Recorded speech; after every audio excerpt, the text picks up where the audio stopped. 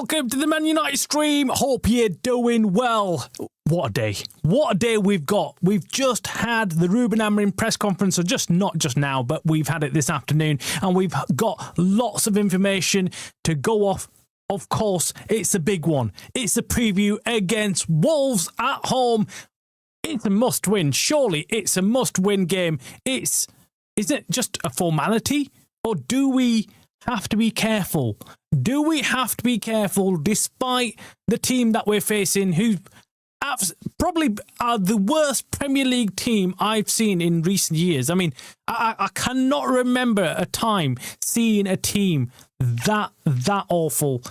Wolves are just surely going to be just a formality, right? We're just going to go and win. Maybe 2-3-0, surely, right? Okay, let's hope we are. We're going to be previewing the show. We're going to be previewing the game, actually, tomorrow. We're going to be doing a watch-along as well, so make sure you are in the house for that. Welcome, Niche. Welcome, everybody else. DJ Dark as well. Everybody, hope you're doing well, enjoying your time off. If you've got any time off, or if you're working, at least you might be doing some reduced hours. Now, before we kick off today's show, just want to say my sympathies goes out to... there's been a crash out in Nigeria, apparently. I've just had it on social media. It's been going crazy.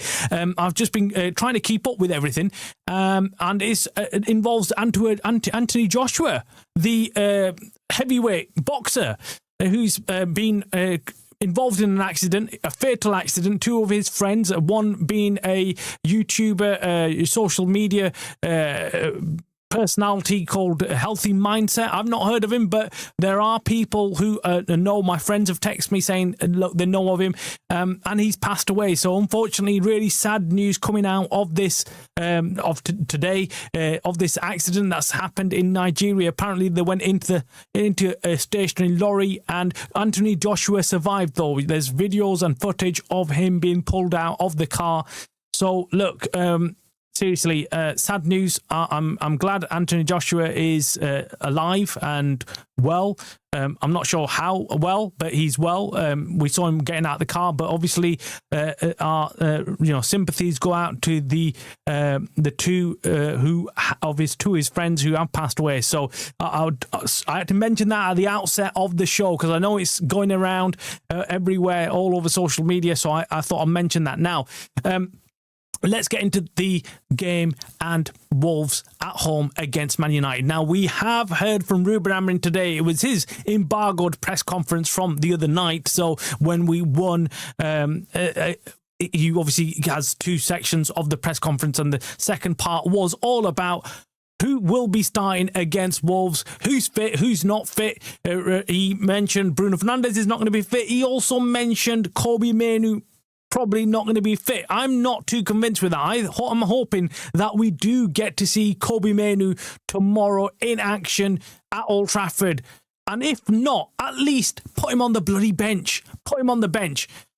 We are missing a lot of players. We're missing a lot of players, and Ruben Amorim was highlighting that to the press, saying, look, I'm without lots of players here. I'm missing most of my defenders. Obviously, Bruno Fernandes is no longer available.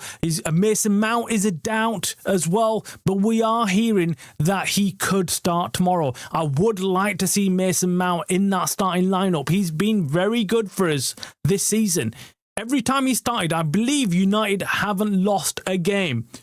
I'm not sure. I've not looked at any stats. I'm just trying to work this out on the top of my head. Every time I've seen him play for United, they've not lost. So we've got lots to discuss on that. We've obviously got the presser from Ruben Amorim and what he said. There's a bit of fallout from that as well about his changing of formation, and him saying that, look, it's not because of the fans or the press that I changed the formation. It's because of what's going on with the players and the missing players. And also, we're going to also discuss Amad Diallo. Yesterday, we saw him in action against Mbeumo. Cameroon against Ivory Coast, and Amad Diallo. Wow, what a player. And also, Baleba. All them the question marks on Baleba and whether he was good or whether he was actually in a bad run of form and whether he's lost all his talent overnight. Well, they've been put to bed. The kid looked absolutely brilliant yesterday for his international team, Cameroon, against Ivory Coast. He was all over the pitch, controlling play, doing everything expected of a player in his position. So, again, we were discussing this yesterday about, maybe he's good enough to sign, maybe he's not. But having looked at him yesterday, it is clear that he's not happy at Brighton because his performance was absolutely sensational. Anyway, let's first go and quickly look at the head-to-head against Wolves. Now, I don't want to jinx it. I really don't want to jinx it, but we should be beating Wolves. We beat them comfortably away from home. Wolves have been absolutely terrible. What is it? I've got stats here that they've not won a single game. I mean, it's just I don't want to kind of go through this because I'm just thinking, do we kind of jinx ourselves by talking about how poor Wolves have been? Or do we just go in there and we've got a 69% win chance of winning the game? Wolves have got 13% of winning. That's a prediction by Opta, going off all the stats and everything.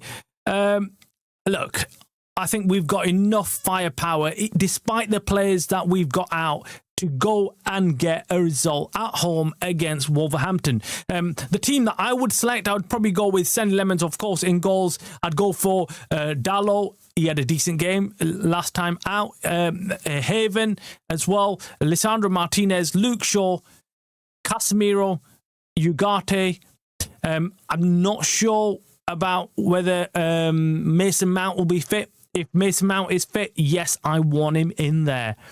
If not, does he go for Fletcher or does he go for Zertsky? We have been talking about Zertsky, and there will be some transfer news about Zertsky later on in today's show, so make sure you stick around for that.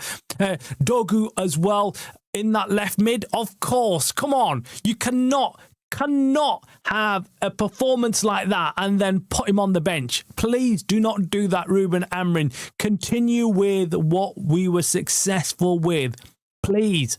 Then there's Mateus Cunha and Benjamin Sesko. Against Newcastle, we were so much better. We were so much better with the new look team. And I just feel like we just need to do the same.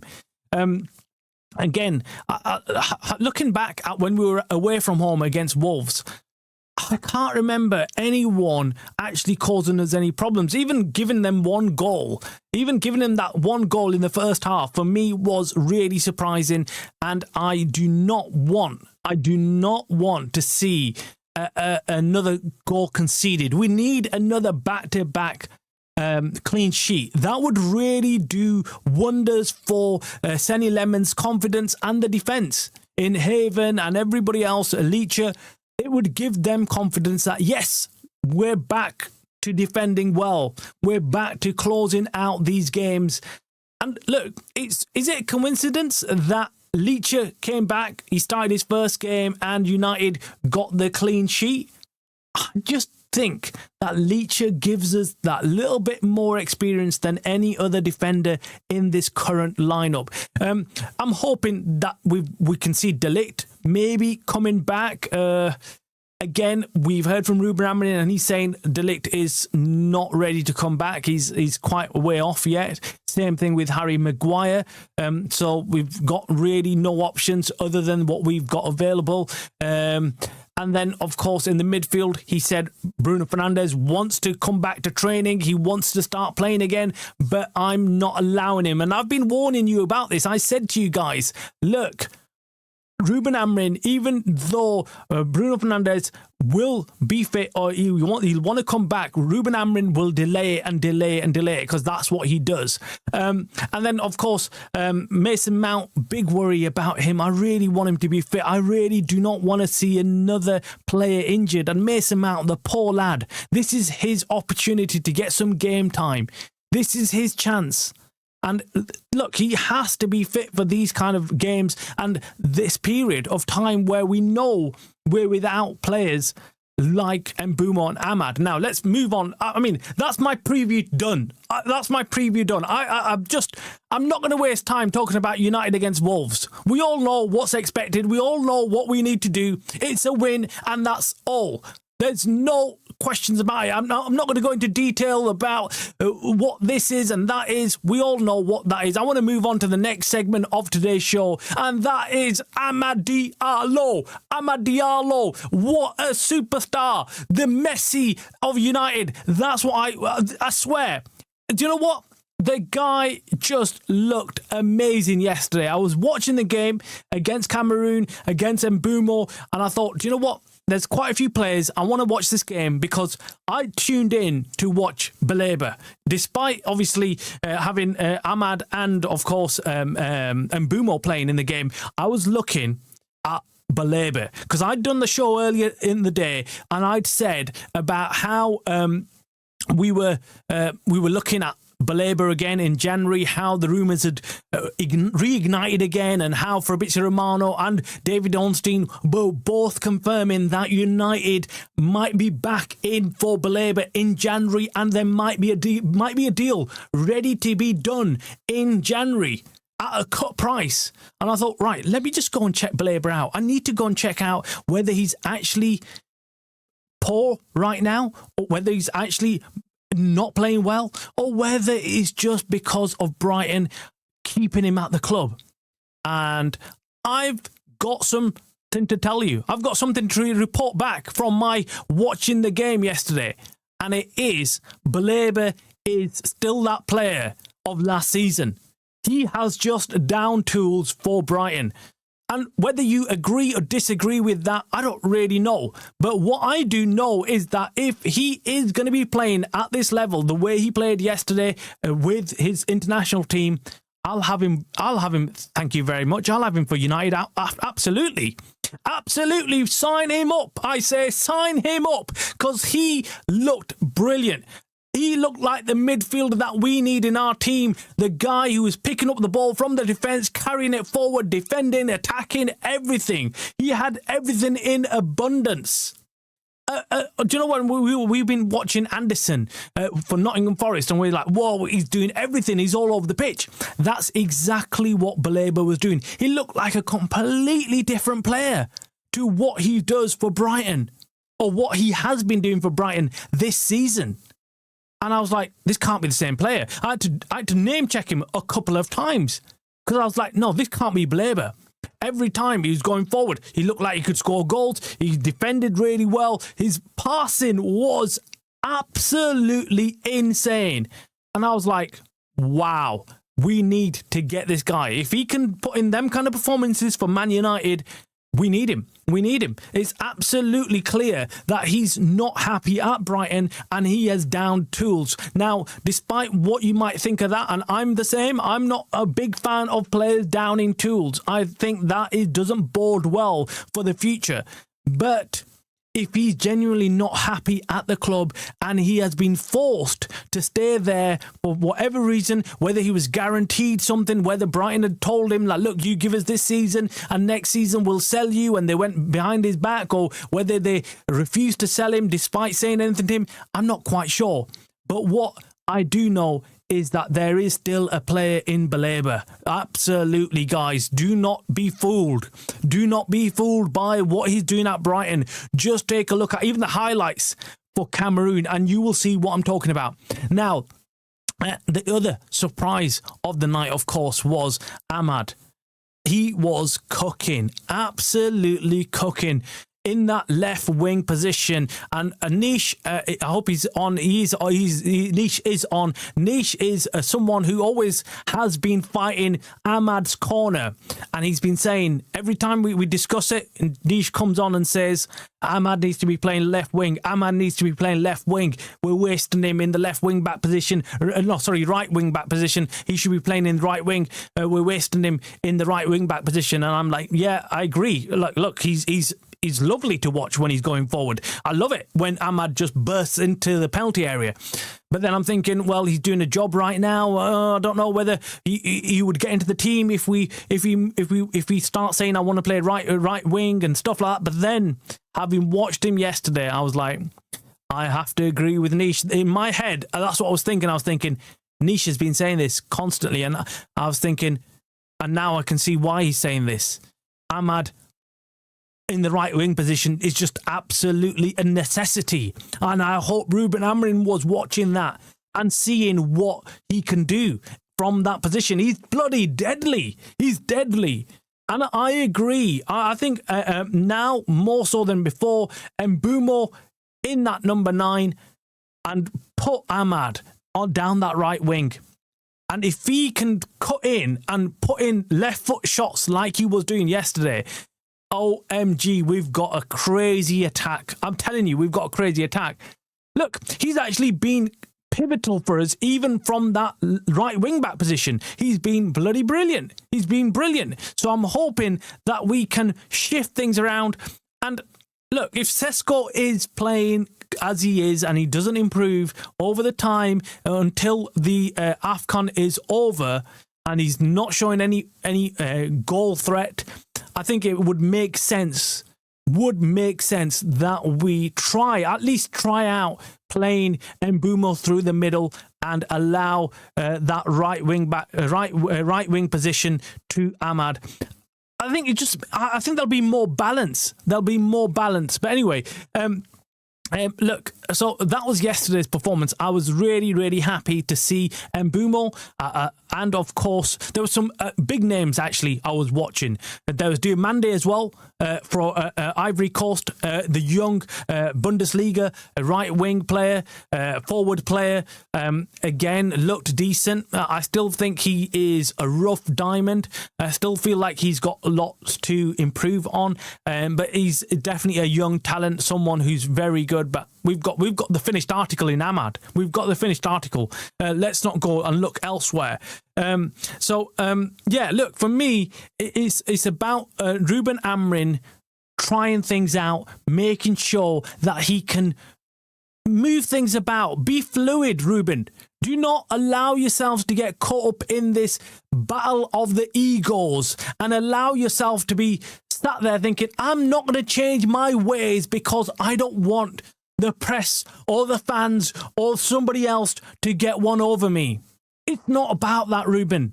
It's not. When you come out and you come into that press conference once United have won, who gives a shit what we played like? No one cares. No one remembers how United struggled in that second half against Newcastle. Nobody gives a shit.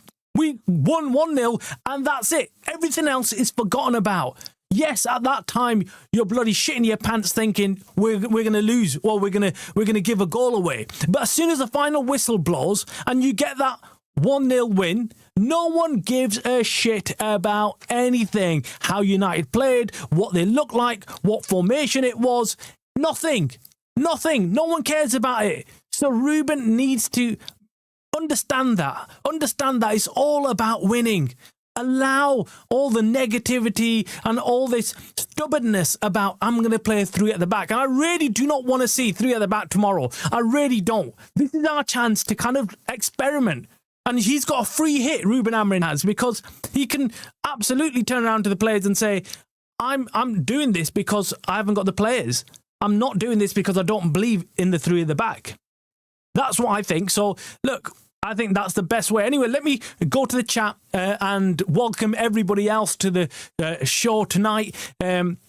It's 7:30 show. It's not too late, but it feels later. I think I've just been dragging it out today. I was going to do an early morning show, and then I thought, no, I'll do an afternoon show. And then I thought, no, I'll wait for the Ruben Amorim press conference and do a preview show at night. And it's always nice because we've got about 24 hours before, over 24 hours before the kickoff. So it's always nice to kind of preview the game just before the game. I hate the previews like which 2-3 days before the actual game. It confuses the hell out of you.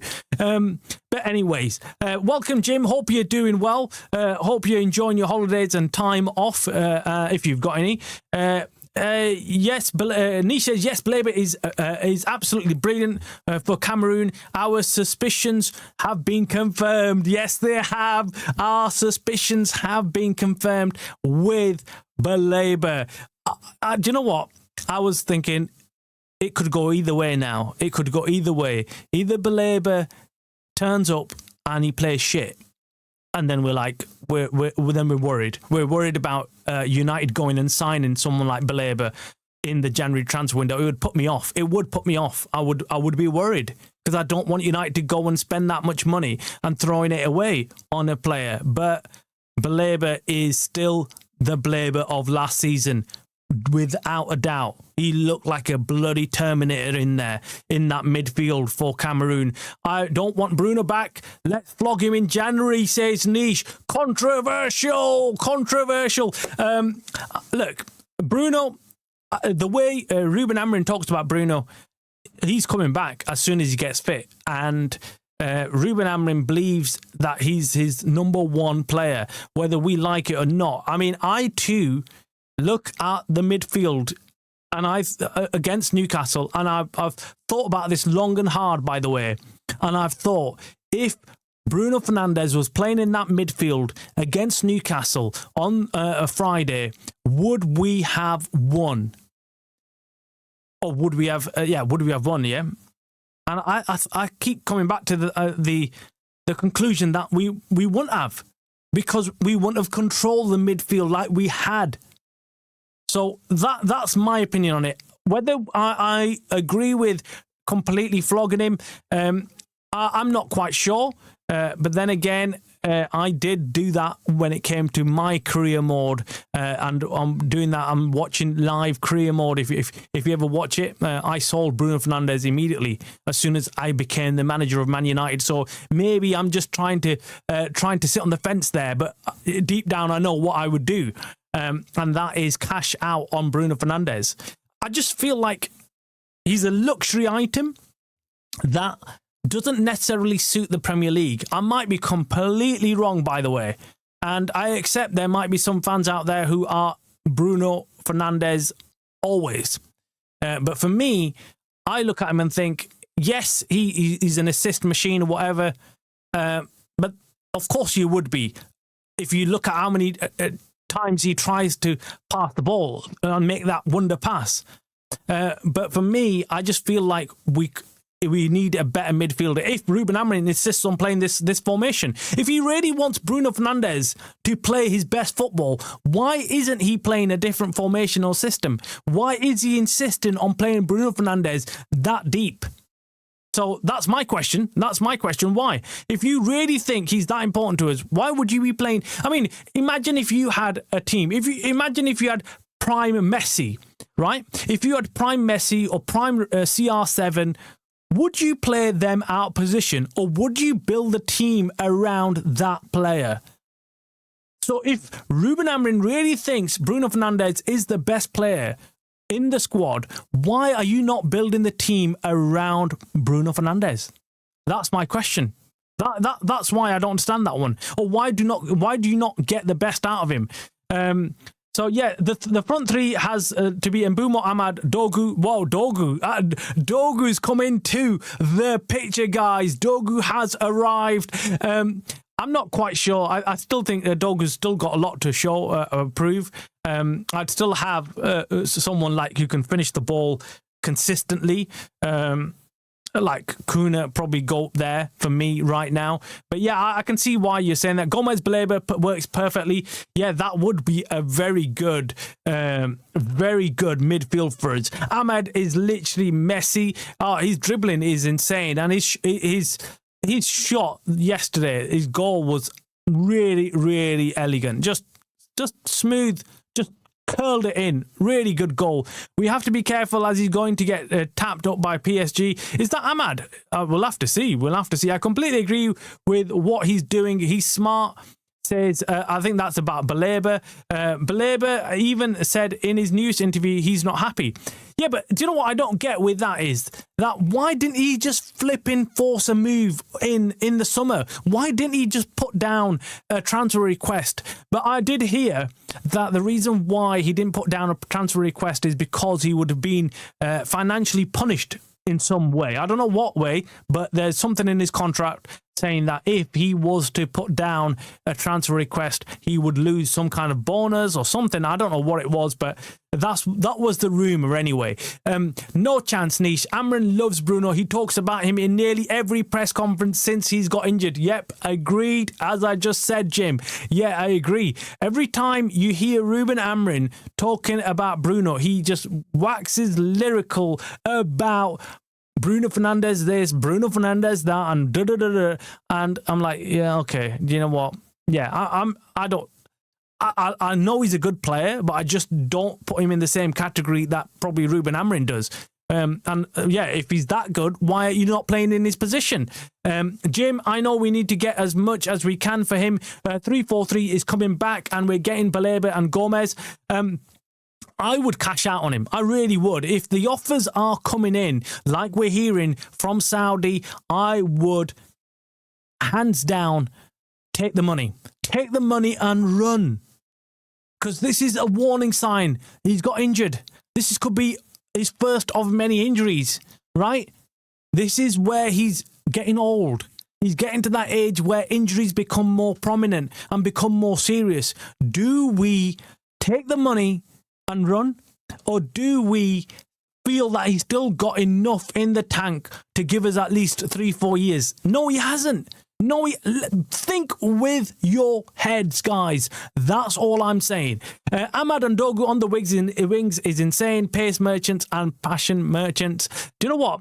We have missed pace in this team for such a long time, and we finally now have got options when it comes to going forward and pace. And it does put teams on the back foot.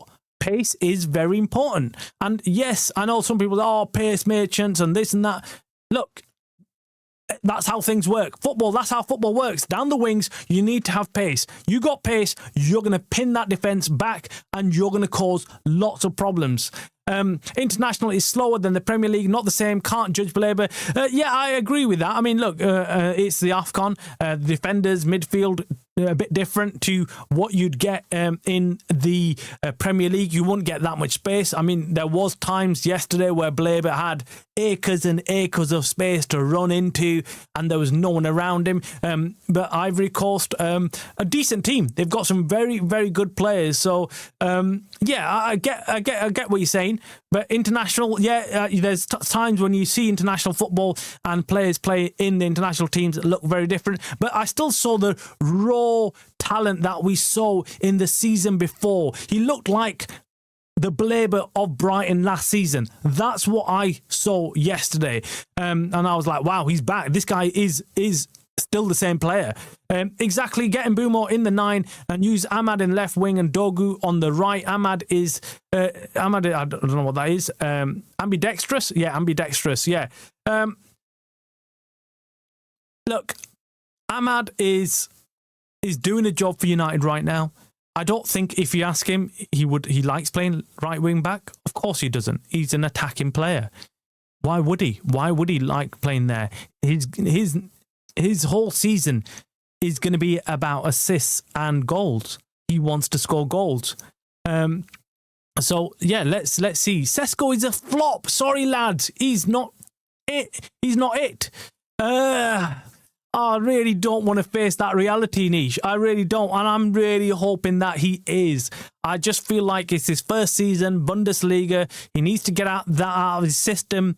I feel like he needs a decent coach around him. I think we need to bring in somebody, if we haven't got somebody, to come in and teach him exactly the movement that he needs to be going off. Because I think his movement is better than Zertsky. Zertsky he's got zero attacking positioning, like really bad. Zesko, on the other hand, I'd say he's about 50% there. He's still got 50% to go when it comes to his movement and attacking positioning. But I think what he's lacking right now is composure on the ball. As soon as he gets the ball, you see him panic a little bit, not sure what he's going to do, doesn't think things through, doesn't take a step back. And I know that's difficult. Obviously, you're a striker, you haven't got time on the ball, and that is adapting to the Premier League and the speed. But once he does, I feel like he has got the raw talent of becoming a very good striker. Yes, he hasn't hit the heights, I'd say, when Haaland first arrived in the Premier League, but I'm hoping that he can. We're getting on crosses to take advantage of his height, and Bumo offers more. I feel like we need to put in more crosses, but even when crosses have come in, I feel like Sesko's positioning has never been on point. He's always missing from that key area. As soon as a cross comes in, and even if a cross does come in, you see zero aggression from Sesko, when really he should be attacking that ball with all his physicality and pushing the defenders out of the way. And I feel like he just doesn't do enough of that. Almost like he's nervous, almost like he's a young player, which he is. That's what I'm saying. Our 4-3-3 team would be Lemons, Dalot, Leacher, Heavens, Mazraoui, Baleba, Gomez, Kuna, Ahmad, Dogu and Bumo. Wow, that looks like a scary lineup. I mean, with the power, pace in that team as well. But I'm sure there'll be lots of people who would kick off saying, where is Kuna? Where is Mount? Where, obviously, Bruno Fernandes as well. Where is Casemiro? I think, I mean, look, for me, if we get Gomez, Casemiro is out. Surely we're gonna cash out on him as well. We do need to. We need to cash out on the players that are sat there and we know are worth a lot of money. There's no point holding on to them and then them losing value. I just don't see any sense in that. If he has down tools, what if we buy him and in another year or two Real Madrid come in for him? How do we know he won't down tools? Tools could do. I mean, look, Jim, you've made a very good point there. And this is my worry about players downing tools. And I've said it many times before. I understand when players down tools for whatever reason, when they're being mistreated and stuff. But it's a worrying sign, because I always feel like, it always comes around. It always comes around to, what goes around comes around. So for me, if he's doing it to Brighton today, tomorrow it could be Man United, just like Jim has said.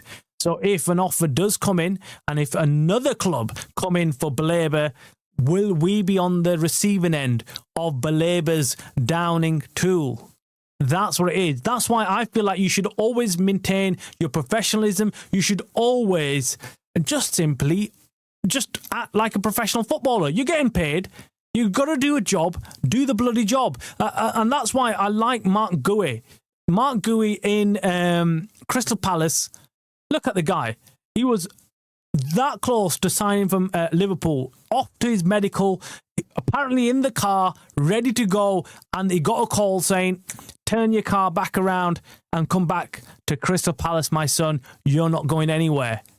And he took it on the chin. He's took it on the chin, and his performances haven't dropped. He's still playing top-class football for Crystal Palace, and whether he's going to move in January or not, nobody knows. Whether he's going to move in the summer, nobody knows. But one thing is for sure, he has continued with top-level football. He's not dropped his standards. And yeah, I agree. I agree there. It does worry me. It does worry me, but I just feel like if his dream is to play for Man United and only Man United, then I don't know, maybe I can forgive him. Maybe, just maybe. Baleba can be better than Caicedo. Imagine Baleba too many. Whoa, where are you pulling out too many from, Nish? That's crazy, man. That is crazy. I don't think we're ever going to sign someone like that. I mean, especially not right now. Maybe later on. Brighton wanted 90 plus in the summer. A 90 plus 10 in the summer. We get him for 65 mil now. Jim, the con man Ratcliffe played Brighton like a fiddle. I'm hoping that is around 65 mil. I feel like Brighton will not sell him for that much. Knowing Brighton and their track record, I just feel like Brighton will still demand a huge amount for him. Despite his form, despite him being unhappy at Brighton, Brighton are just, they're going to milk it. They're going to milk it because they've got spoiled with the Caicedo deal. They got the money that they wanted for Caicedo, and they've tried to they mimic that transfer deal with Baleba. So they've known, right, okay, if we get two clubs interested in Baleba and we start a bidding war, we're cash in. We are loving it. So they were hoping that someone like Liverpool or someone else comes in for Baleba, like Man City, and we start a bidding war, and yeah, it ends with Brighton benefiting from everybody else. So that's what I believe that's what they were trying to do. That is what they were looking at, and they wanted to push forward. Exactly, Sesko doesn't attack the balls. Someone needs to show him the vids of CR7 attacks the ball. Yeah, that's exactly it. When I see Sesko and his size, and I think, surely you should be using that to your advantage. Right now, I feel like he's not taking that size and using it to his advantage. He's huge. He's absolutely massive. But he just simply does not attack the ball like he should be. So for me, I definitely want to see more of that. Someone needs to pull him aside in training and tell him, look, you need to start playing to your strengths. Forget about doing the stuff that's not needed. We've got plenty of number 10s to drop back and pick up the ball and move forward with it. You stay in that pivotal danger area, in the penalty area, ready for crosses to come in, and you get the job done. Get your head at the end of it. And apparently, he was meant to be this star header. You know, he had this aerial threat that everyone was talking about before we bloody signed him. Everyone was saying he's sick in the air, he's going to score a bag full of headers and blah, blah, blah. What happened with that? And I understand we're not the best crossing team in the league either. Yes, we haven't got crossers.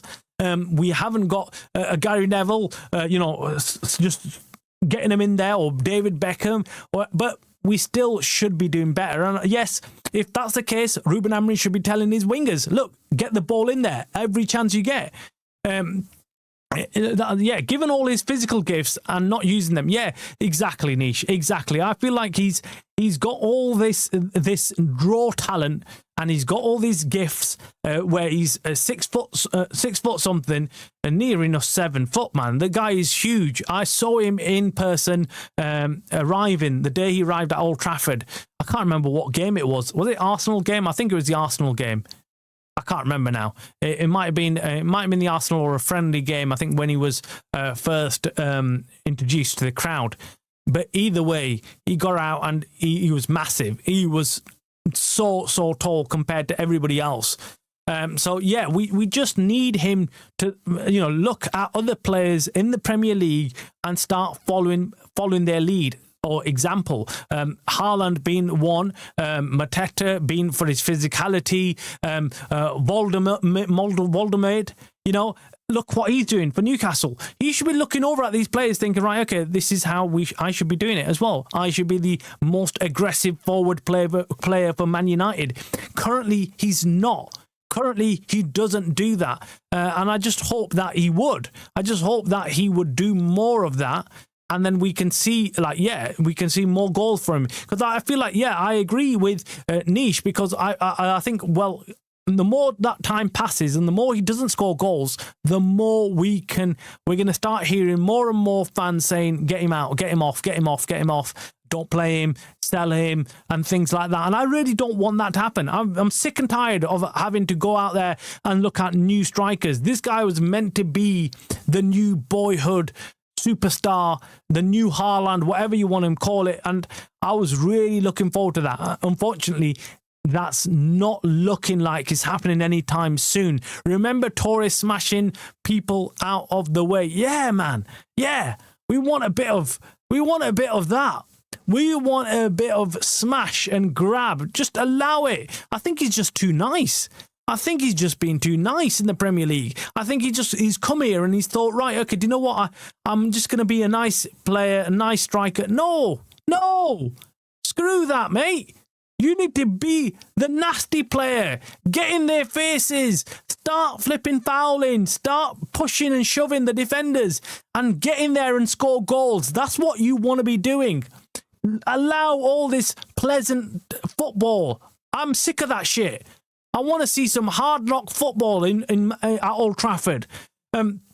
Anyway, so guys, coming back to tomorrow's match, big game. Let's finish off. Let's conclude what the show has been chatting about, and of course, it's the big game against Wolves tomorrow. It's going to be interesting to see who plays. Whether we're going to get to see Fletcher again, Jack Fletcher, the youngster in the midfield. If Mason Mount's injured, will he trust Zertsky once again? Will he even come on? We are hearing that Roma are in deep talks with United. They've put forward offers. They're ready to move for Zertsky, and it's just Man United stalling right now because they are looking for replacements.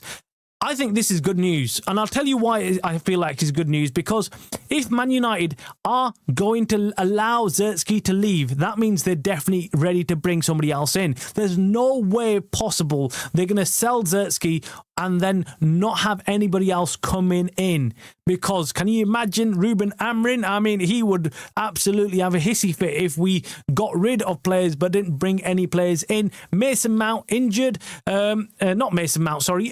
Kobe Mainoo. Is he injured? Is he not? We're going to find out tomorrow. If he is injured, that's a shame, because really this was his opportunity to get some game time whilst we've got Bruno Fernandes out of the team. So yeah, let's wait and see what happens with the team news. It's one of those games where we again have no idea what team's going to start tomorrow. I mean, how many games have we had with United where we're all guessing who's going to start, who's not going to start, and we don't have a clue. We don't have a clue. And despite having so many players out injured and out playing for their international teams, we still can't work out who's going to play tomorrow. Absolutely heads gone, isn't it? I mean, we still can't predict what Ruben Amorim what team he's going to put out tomorrow. Nish says, imagine if we had Haaland, we'd be top of the league. Well, look, do you know what? I said that a long time ago. I said, just go and get Kane, Harry Kane, and trust me, we will do wonders, because this team was missing a goal scorer. And if we had someone like Kane, he would be doing, okay, maybe not as many goals as he's doing right now in the Bundesliga, because let's be honest, Bundesliga is pretty shit. You know, it's only one or two teams that are actually the best and all the rest are shit. The Premier League is completely different, but still, Harry Kane, he knows what he was doing in the Premier League. He was already accustomed to scoring goals for Tottenham, but Tottenham, the rest of his Tottenham team was shit. But in Man United, he would have been that cherry on the cake. Anyway, guys, that's the end of the show. Before I leave, please make sure you hit the like on the video stream. And of course, if you're not already a subscriber to the Man United stream channel, make sure you hit that subscribe. I'm going to be back tomorrow with, of course, the big one, the watch along. Tomorrow, I can't remember what time the kickoff is, but I'll be about half an hour before that. We'll discuss team news, the lineups, and hopefully we can celebrate another win at home at Old Trafford. Let's go, Man United. Goodbye. I want to thank you, Nish, Jim, everybody else who's jumped on today. Thanks very much, and I'll see you